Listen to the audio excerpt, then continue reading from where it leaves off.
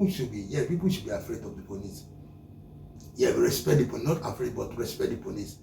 Put the craze about, are we in demo? Are we in demo? Because I don't know whether we are in democracy or we are in demo or crazy. They never understand it. It's Jimmy Whitey.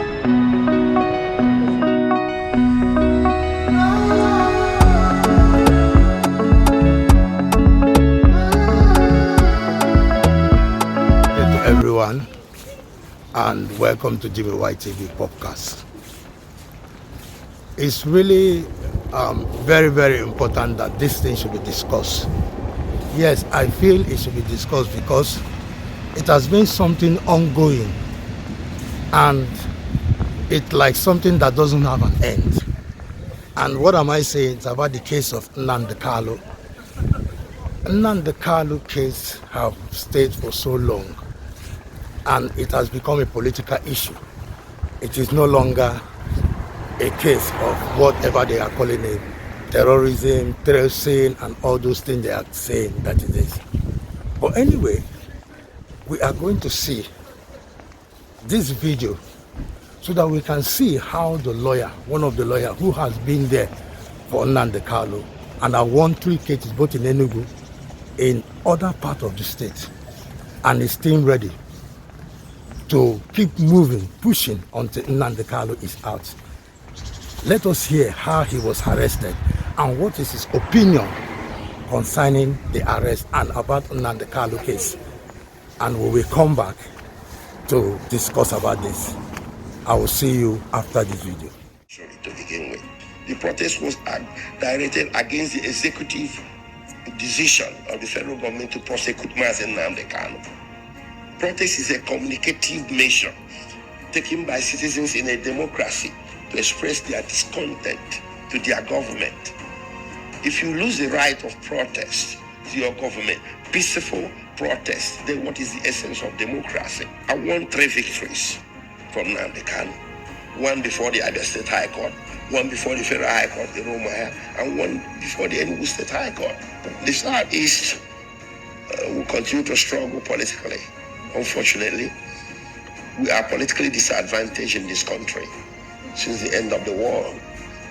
So IPOB numbers in the millions of members and followers and sympathizers. So for any discussion of how to move Southeast forward, I think there has to be a consideration that they be brought to the table.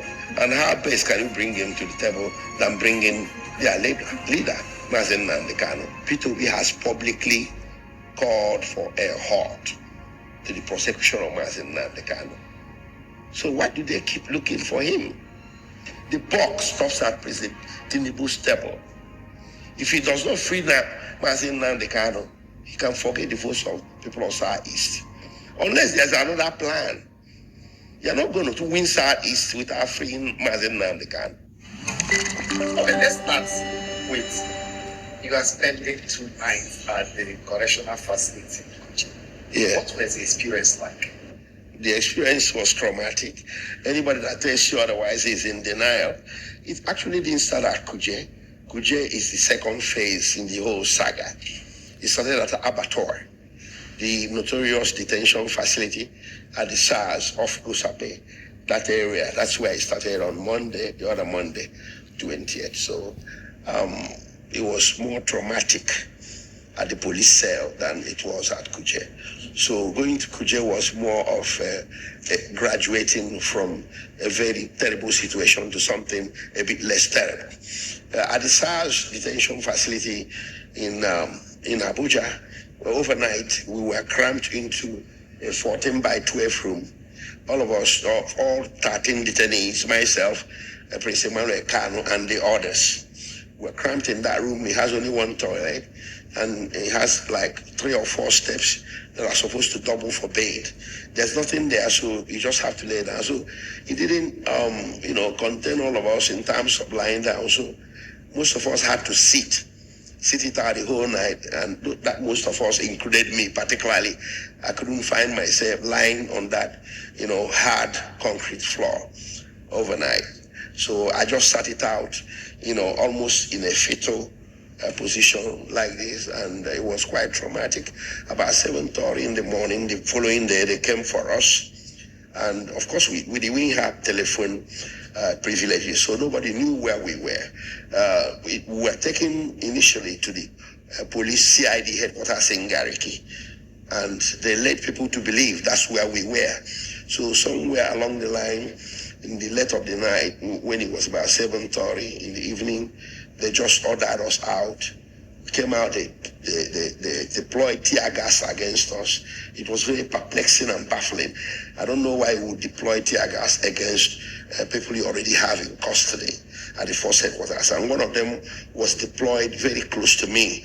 So the entire fume in great volumes, got inhaled into my lungs, and I lost my voice. I'm still trying to get my voice back. That was the second one that was deployed at me personally. The first one was at the point of arrest or interdiction.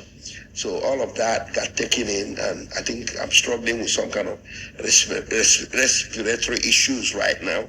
I just came from my doctor, and that's the diagnosis. You can see the cast where they, access my veins to do some intravenous treatment.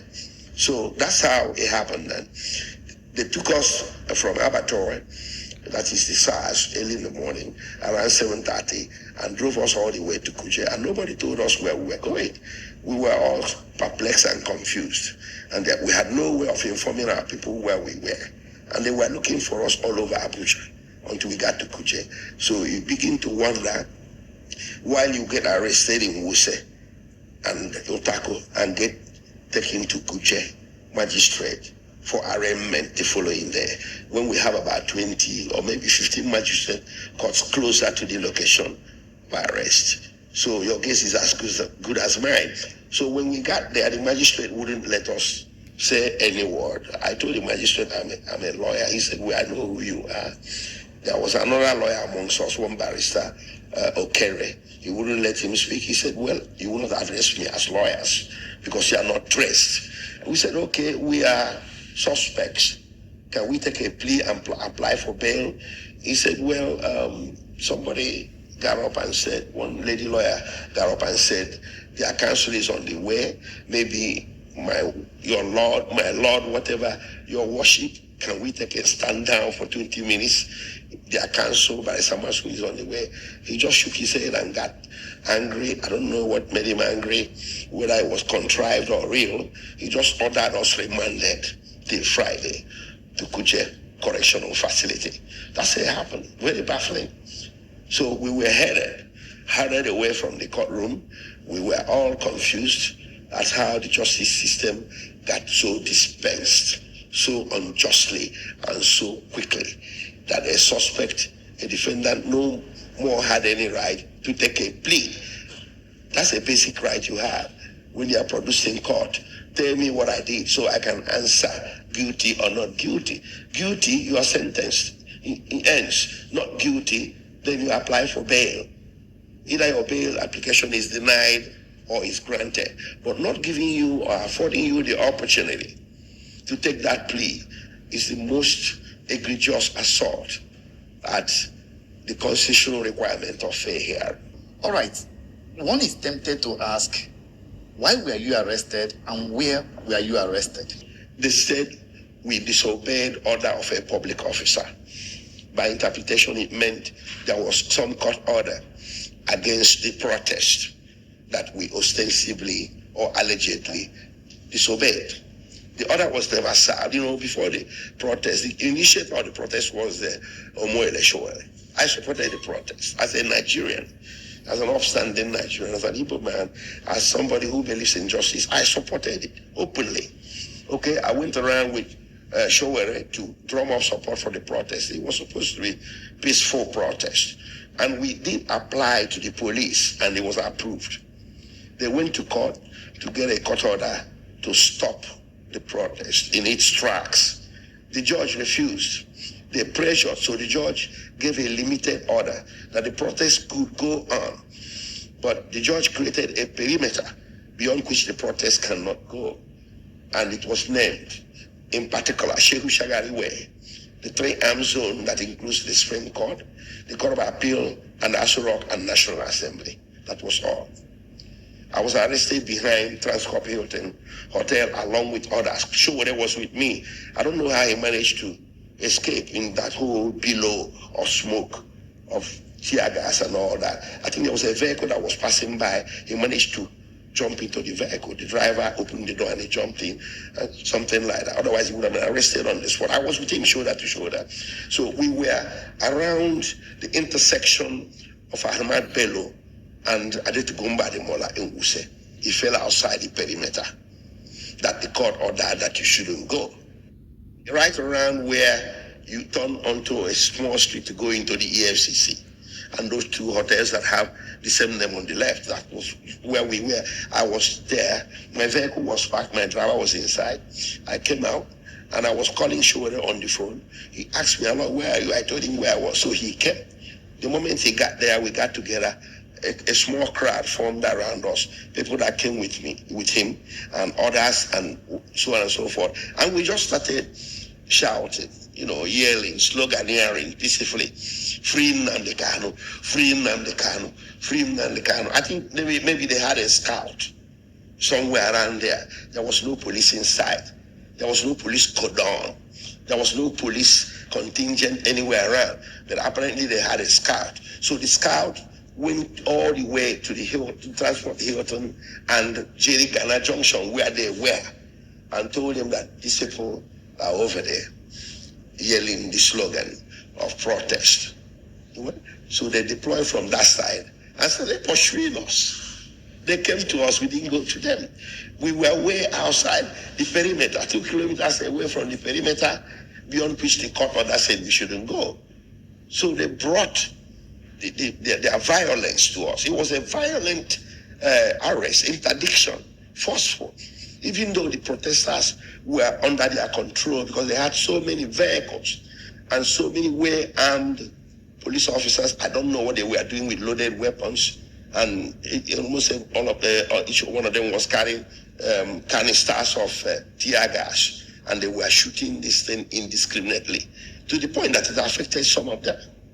One of the officers was yelling, "Take it easy, take it easy." But the ones that had gone mad with impunity and draconism would not listen. They kept shooting and shoving people around and so on and so forth. Looking at even the perimeter restriction of the court, is it an infringement on your fundamental rights, given the fact that protest is constitutionally guaranteed? Yes. So even as the court was limiting it, was it a breach on your own fundamental right? Now, that order issued from an ex parte application.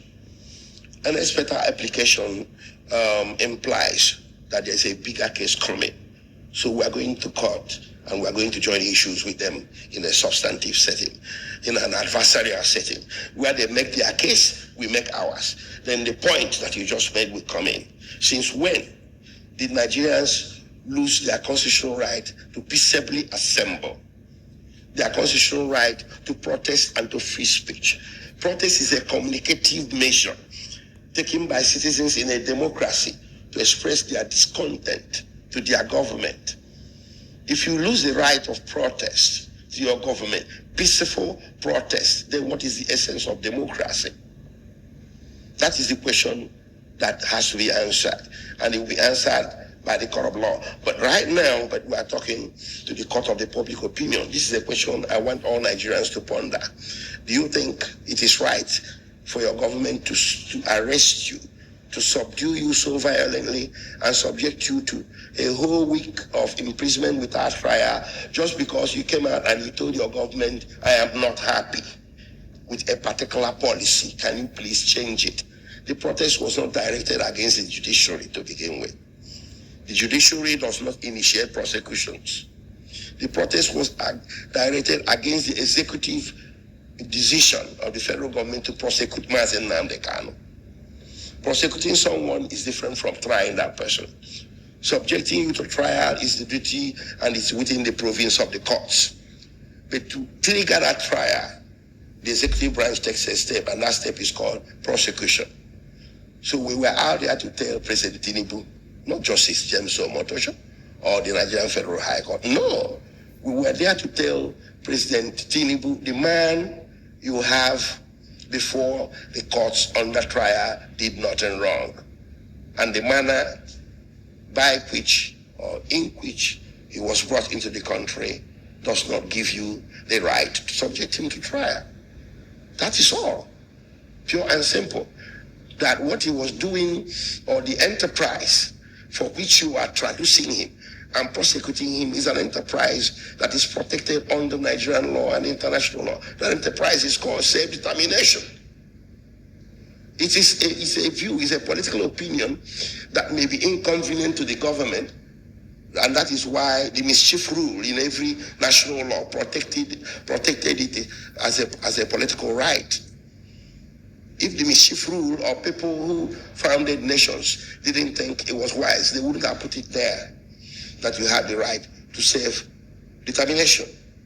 But when a government, your government, in response to that right, seeks to suppress your expression of that right by means of punishment of some sort, that becomes egregious.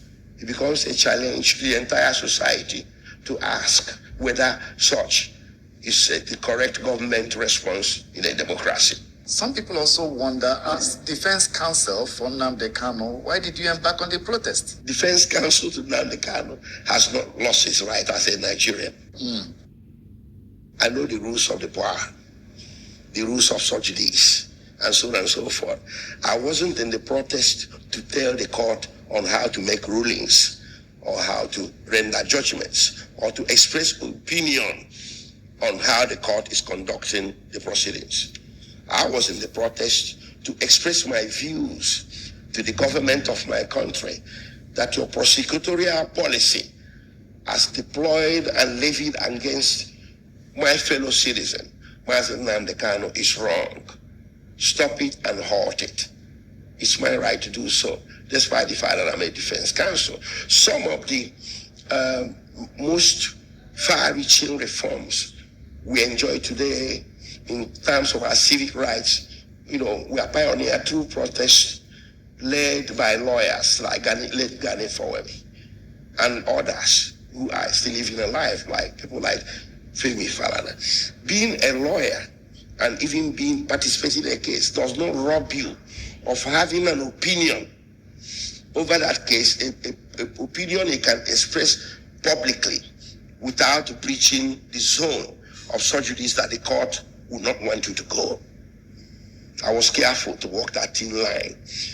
And I was in my proper zone. I didn't preach anything.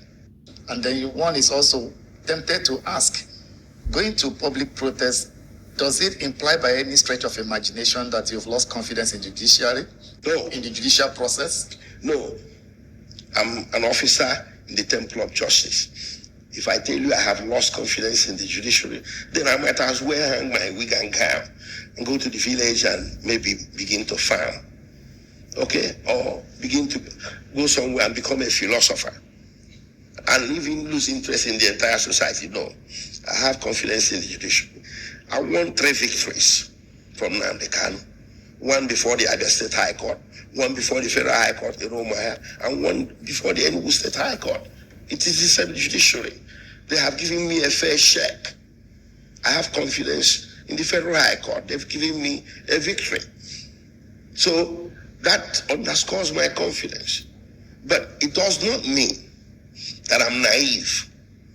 It does not mean that I will be blind to the political ill winds that are pervading the case of Mazi Nnamdi Kalu. There is this palpable political content in it that is far beyond the capacity of judiciary to resolve. And that is why judiciary has been grappling with that case since 2015, going on to 10 years. It's a very tough nut to crack for the judiciary, but very easy nut to crack for the executive branch. It's all politics. So my taking it to the public square to Nigerians was to, awaken the consciousness of Nigerians to see the politics in the case and to lay the blame for this case lingering for so much, lay the blame where it should be laid. The buck stops at the president's table. If President Tinubu directs the Attorney General to exercise the powers of his office under Section 174 of Nigerian Constitution to discontinue this case, it will be over. Pure and simple. That was my goal. Maybe some people might need to ask, why is Nnamdi Kanu still being held if from several reports there is this argument that he has no case to answer, he has not done nothing wrong? Why is he still being held? And is there any window of chance for him to be freed? You know, this case is grounded upon the proscription of IPOB and tagging it a terrorist group. So Nnamdi Kanu got caught up as the leader of IPOB. Do you understand? That's one of the charges. As a matter of fact, two other charges were grounded on the basis of his leadership of a proscribed organization. So when I took the case to the Enugu State High Court in 2023, the Enugu State High Court ruled that the manner of proscribing IPOB violated Section 42 of Nigerian Constitution. That is the section of the Nigerian Constitution under Chapter 4 of the Constitution that prohibited discrimination against any Nigerian on the basis of ethnicity. The court mentioned expressly that the proscription of IPOB was a directed executive discrimination against the Igbo ethnic group. And sometime in October 2022, the United Nations Special Rapporteurs, an organ of the United Nations that oversees human rights violations in foreign countries, had also reached the same conclusion. It wasn't by conjecture. They mentioned the Igbo ethnic group. They are the forerunners of what I'm about to say. And what I'm about to say is this. Let it sink in. Nnamdi Kanu is being travailed because he's Igbo. Pure and simple. If he wasn't Igbo, this case would have been over 8 years ago. I'm not the first one that said it. A judicial body has said it. Enugu State High Court has said it indirectly. United Nations Special Rapporteurs has said it indirectly and directly to some extent because they mentioned Nnamdi Kanu by name. So let us stop beating around the bush. And this is the reason that really helped galvanize me. As an Igbo man, I shouldn't have a trembling knee. I'm not an Igbo man with a trembling knee. So when you step on the rights of an upstanding Igbo man and it gets my attention, I'll fight for him. If I don't do it in the course, I do it on the streets. And I fight peaceably, but I'll fight strongly and vigorously. Because it's one for all for one. If I let that one sit up, if I sit it out, one day it may be my turn. I also fight for other Nigerians, but it cannot be Igbo first before I become a Nigerian. So I cannot be in denial that all is well with Igbo man in Nigeria. And Nnamdi Kanu is the poster boy for that. How soon are we expecting freedom for him? Any hope? It lies with President Tinubu. I hope someday, somewhere, a journalist will ask him that question. But I'll tell you what, when I see statements issuing from the villa, not in particular from Tinubu himself, from President Tinubu himself, but from his underlings, that this matter should be resolved by the courts, it gets me thinking, is someone somewhere contriving some predetermined results from the courts? What is informing this blind confidence about the matter of Mazi Nnamdi Kanu should be resolved by the courts? It begins to sound to me like someone who stole your election, and before you open your mouth, INEC tells you go to court. Like a mantra. You know, it's suspicious. Why wasn't Igboho's case resolved in the courts? Why wasn't the chairman of Miet Allah's case resolved by the courts? Why wasn't Shore's case resolved by the courts? So when they begin to insist that the matter of Mazi Nnamdi Kanu should be resolved by the courts, it takes me back to 1963, when they were also saying the same thing about the case of Obafemi Awolowo and Anthony Inahoro, charged with treasonable felony. And they were facing a trial in which they had the option of taking summary trial or the other, but they pushed them into summary trial and convicted them with a part of an island. It was a political trial. They were also saying it should be resolved by the courts. So his conviction was contrived.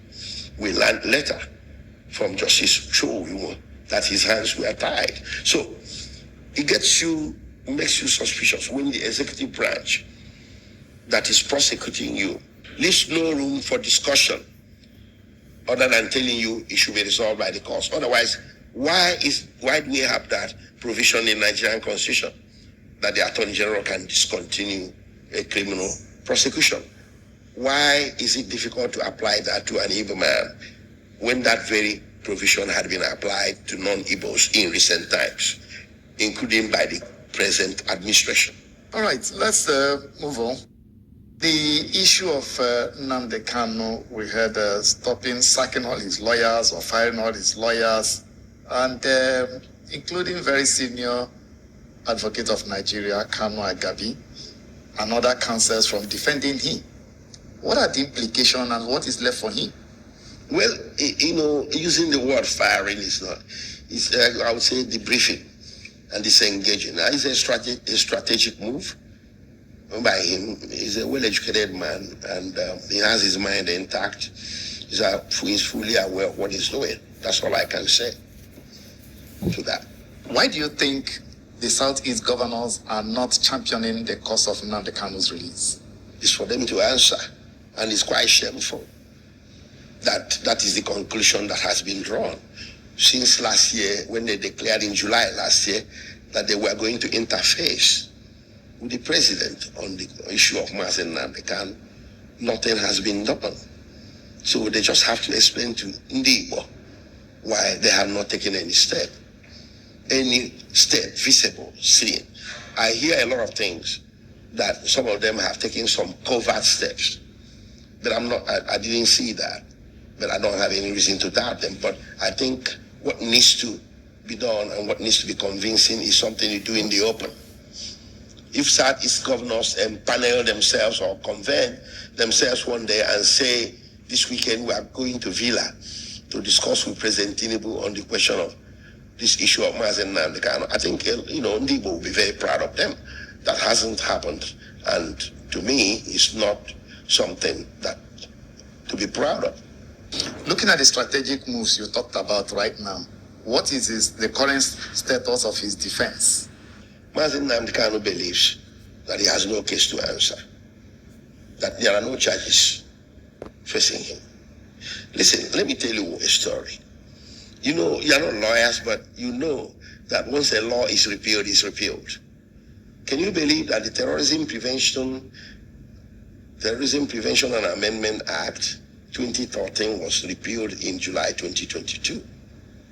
Mazen Nnamdi Kanu is still being charged under that old law, which was replaced in July 2022 by Terrorism Prevention and Prohibition Act 2022.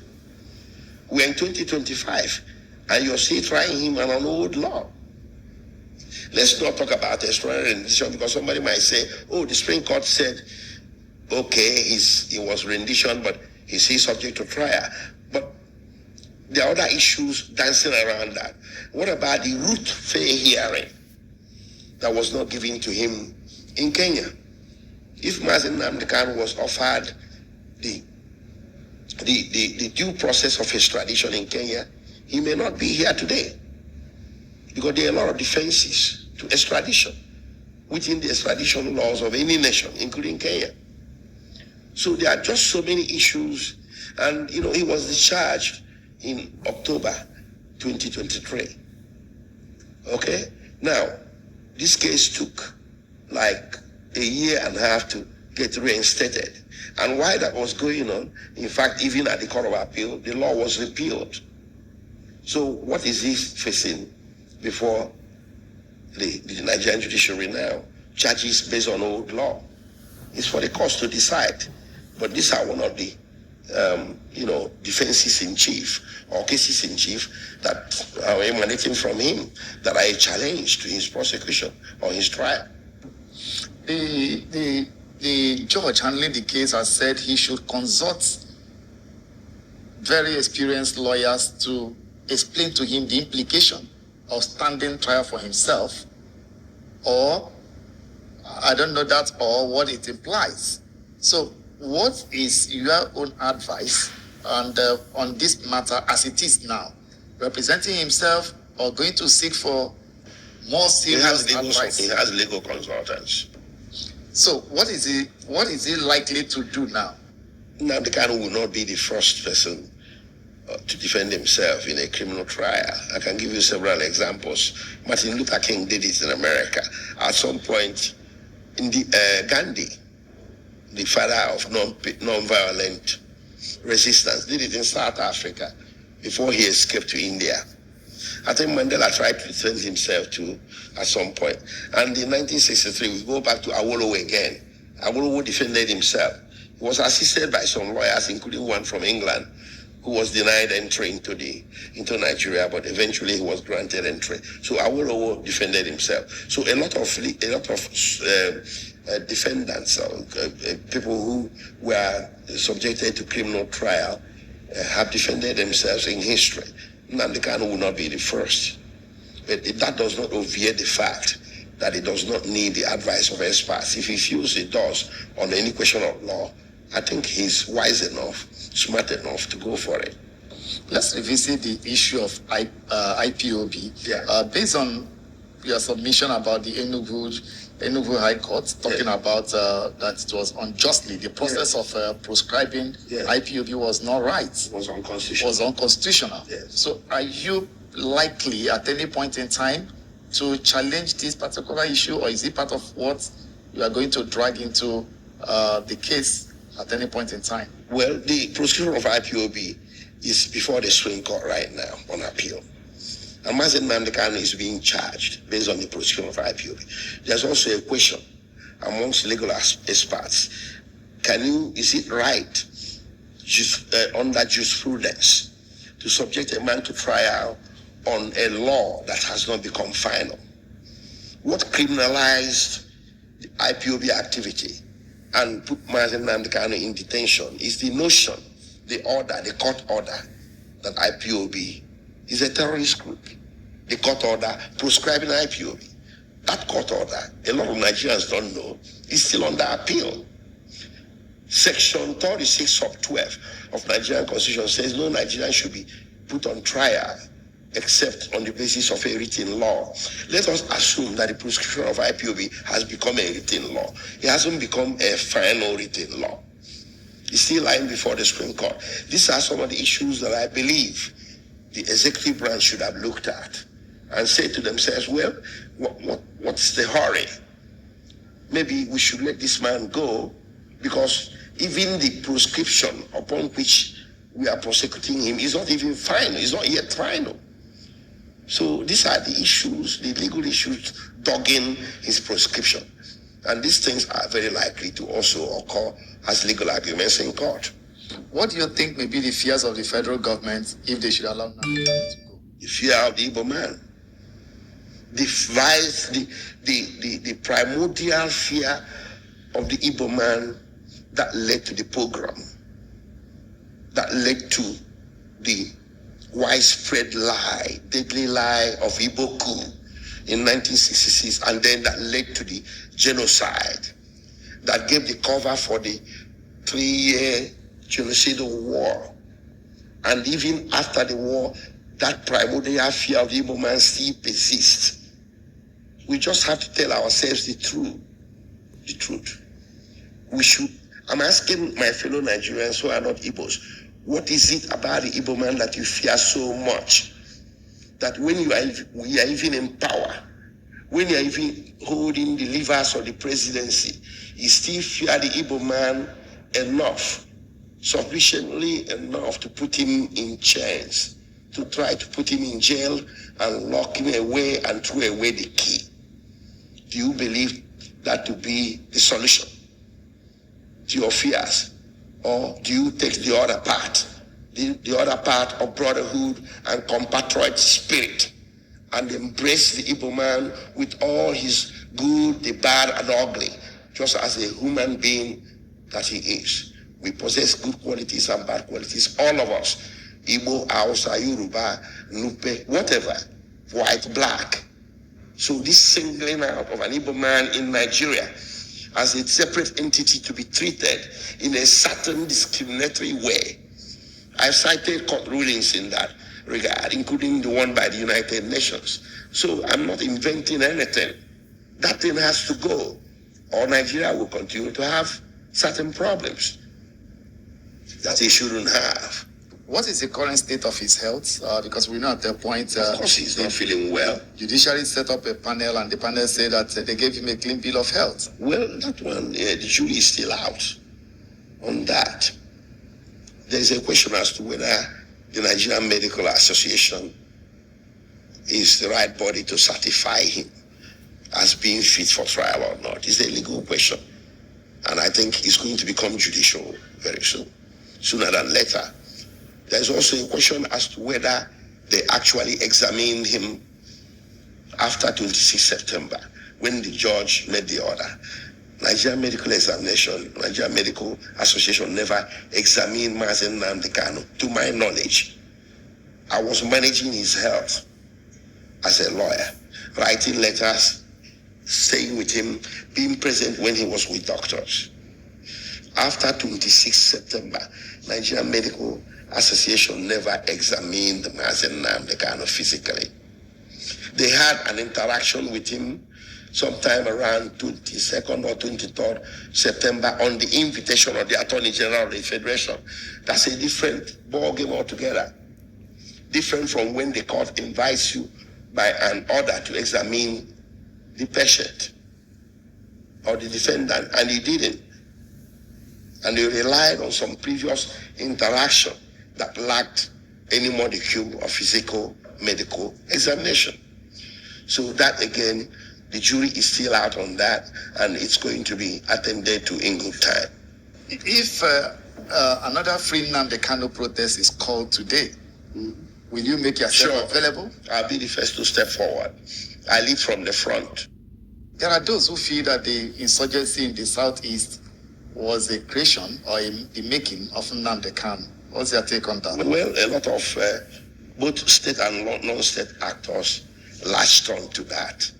Nnamdi Kanu couldn't have been in detention and begin an insurgency or insecurity. When you put a man in detention, he becomes powerless. So, but nature abhors a vacuum. I do believe, and I acknowledge the reality, that state and non-state actors stepped in and contrived this insecurity to rubbish Igbo land, to make Igbo land unsafe, to blame us for misfortunes they brought to us. Do you understand?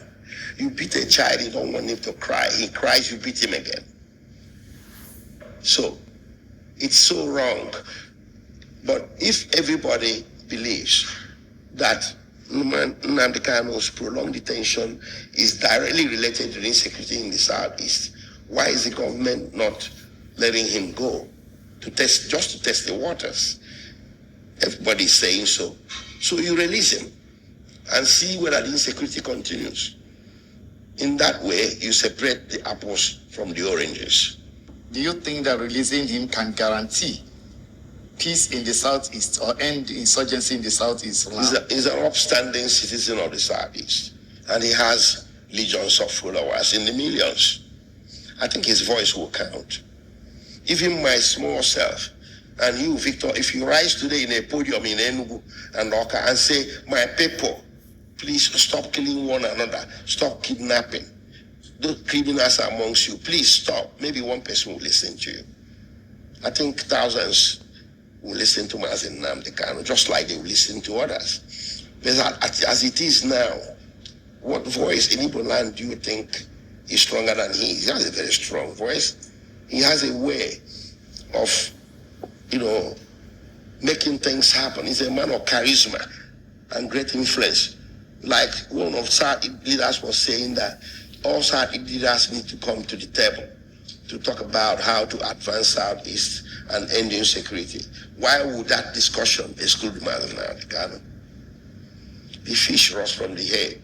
And if you want to kill a hydra, you chop the head off. That's what they are trying to do to us. But God forbid, it won't happen. There are those who have also dismissed the insinuation that releasing him will guarantee peace or return peace to the Southeast. Okay, is that the reason now to hold him forever? That shouldn't be the reason to hold him forever. What about for his own sake?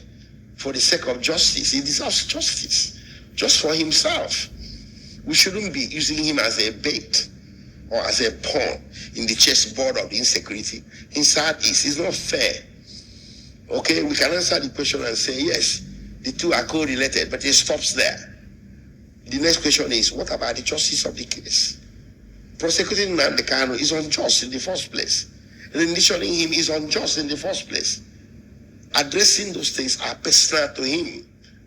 And they can also extrapolate to become personal to you and I. Because if we allow government to rendition someone and subject him to trial for touting self-determination, it might be Nnamdi Kalu today, tomorrow it might be Victor, myself, Aloy, or another individual. Okay? So the justice of the case demands that Nnamdi Kalu regains his freedom without further let or hindrance. Southeast leaders, business leaders, political leaders, do you think they are better placed to lead the change in the Southeast as against the direction or the way Nnamdi Kalu's followers are going? Well, I think we need a holistic approach. The civil society in Southeast includes IPOB. They have followers, they are in the millions. Okay? The Chinese will tell you that Christians will talk about the kingdom of heaven and the last feast. That feast probably will be prepared by the Chinese because they cook pretty well. So even though that they are heathens and atheists, they will be there at the kingdom, cooking at the kitchen and partaking in the final feast. So IPOB numbers in the millions of members and followers and sympathizers. So for any discussion of how to move Southeast forward, I think there has to be a consideration that they be brought to the table. And how best can you bring him to the table than bringing their leader, Nnamdi Kalu, to the table? Maybe can we look at this direction, given his strong voice?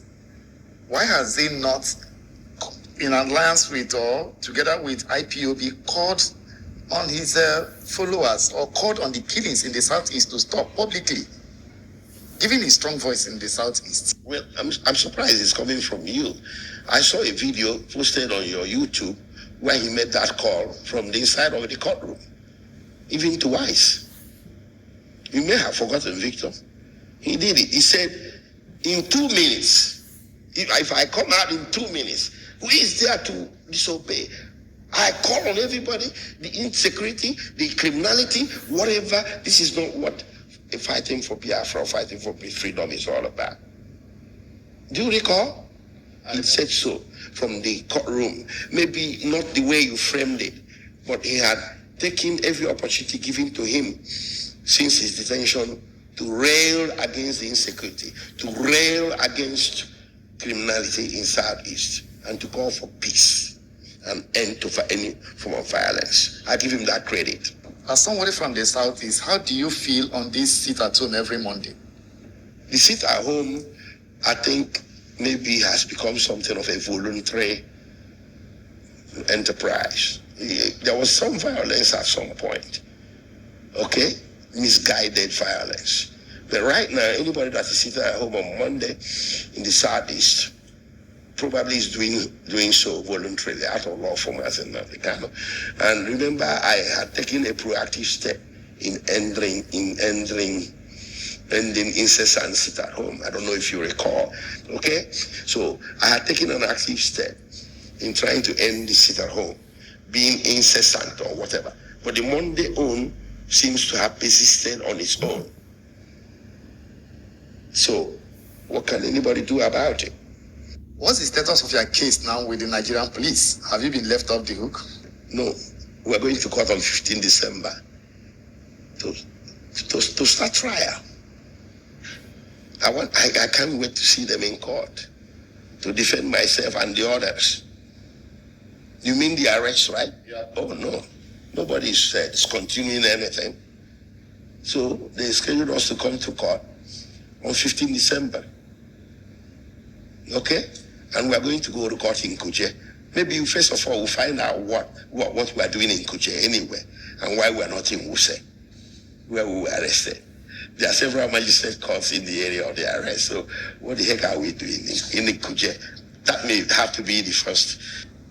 From a layman's point of view, the jurisdiction was within this area, not Kuje. You got it. You're not even a lawyer, but you figured out that something funny. That something funny has to be solved first. If we are convinced we are supposed to be in Kuje, fine, we'll be in Kuje and take the trial. If we're not convinced, by God, let it go to where it's supposed to be. As a starting point. Yes. All right, let's look at the state of the nation. How would you describe the current state of the nation right now?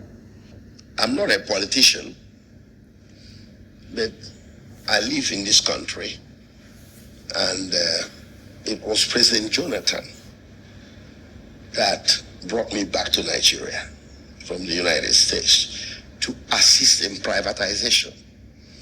I was a member of the legal committee of the National Council on Privatization when Jonathan was president.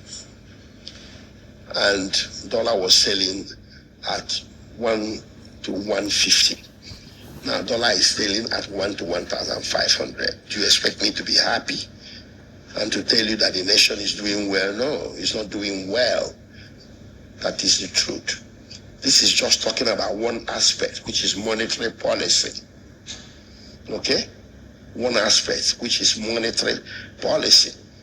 When I came into Nigeria during Jonathan administration, I came in with approximately $100,000 in cash. I had other assets, okay? But at least I had that cash to cushion myself. And guess how much I got out of it? As at that time in Naira. And I was happy. You guys have seen that video, and I've seen what the lawyer have said concerning why he was arrested and what the police are doing. I just want to know, police, Nigerian police, are you for the citizen or are you for the president? Because this is what Moses, the Moses say, are you for God or for Satan? And the one that said, went for Satan, boom, he said, okay, let Satan take it. People know the earth open and swallow them up. What I'm asking now, police, are you for the citizen? Because police are supposed to be for the citizens. Police are supposed to protect the citizens. That is the work of the police. The police also disobey the government. If they give them much order on the citizen, police can disobey the government because police is for the citizen. Police own is to tell the government, listen, I can't do this. If they say do it, go and say no, I can't do this, citizen, we can't do that. The reason why you should not do that, because if anything happen, you will be liable for it. And these are the most reason why you should be sensible to do things. You're protecting both citizen and the government, but you should know that the citizens are the owners of the government. If the citizens say they don't want police in that country no more, they will go riot, and the government will find a way of replacing police, doing things to make sure that there is protection in the country. So what I'm saying to you people is that there are some things that is being given, laws that are being given to you, orders that are given to you, what I mean, that are not liable to the laws. Just look at how you rough handle a lawyer and rough handle a lawyer, basically knowing that I want to ask, are we in democracy or in demo?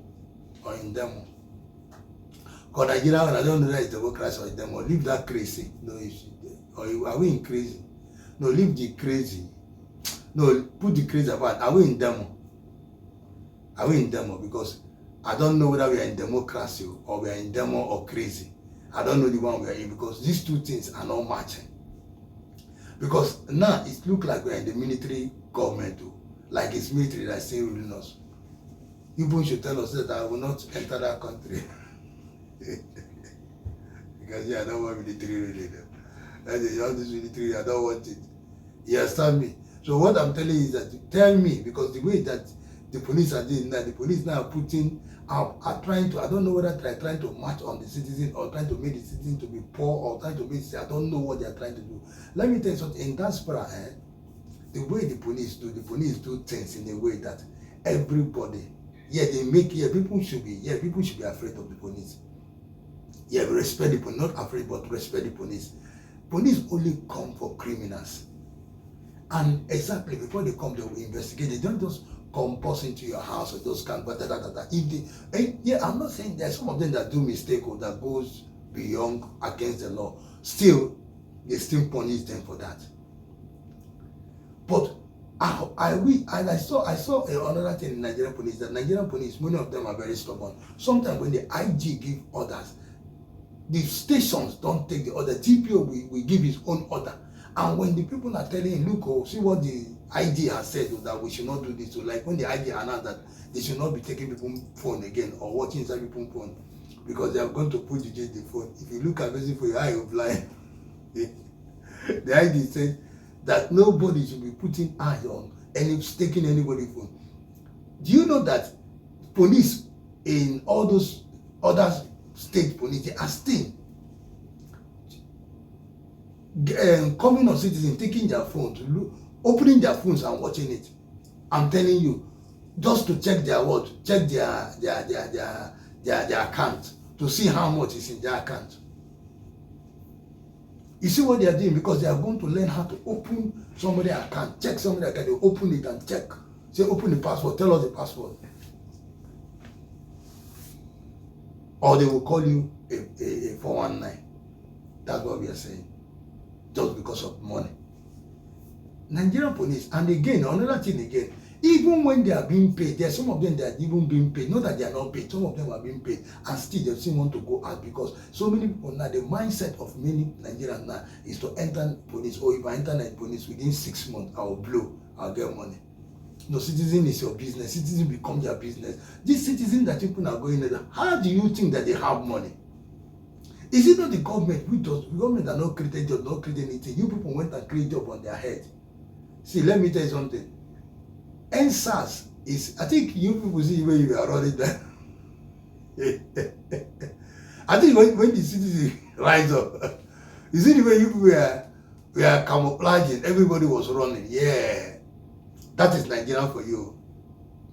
Everybody was running. Everybody was running.